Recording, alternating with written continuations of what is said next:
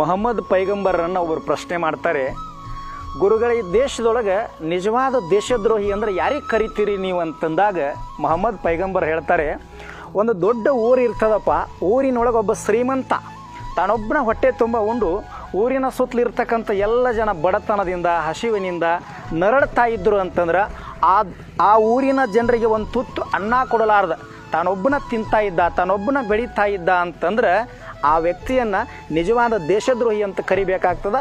ಮೇಲಾಗಿ ಆ ವ್ಯಕ್ತಿ ಎಂದೂ ಕೂಡ ನನ್ನ ಅನುಯಾಯಿ ಆಗ್ಲಿಕ್ಕೆ ಸಾಧ್ಯ ಇಲ್ಲ ಅಂಥೇಳಿ ಮೊಹಮ್ಮದ್ ಪೈಗಂಬರ್ ಹೇಳ್ತಾರೆ. ಇದರ ತಾತ್ಪರ್ಯ ಅಂತಂದರೆ ಭಗವಂತ ಕೊಟ್ಟಿರ್ತಕ್ಕಂಥ ಒಂದಿಷ್ಟು ಸಂಪತ್ತಿನೊಳಗೆ ಎಲ್ಲ ಜನರಿಗೆ ಸಮಾನವಾಗಿ ದಾನ ಮಾಡ್ತಕ್ಕಂಥ ಚಿಂತನೆಯನ್ನು ಈ ಜಗತ್ತಿಗೆ ತೋರಿಸಿಕೊಟ್ಟಿರ್ತಕ್ಕಂಥವ್ರು ಮೊಹಮ್ಮದ್ ಪೈಗಂಬರರು. ನಮಸ್ಕಾರ.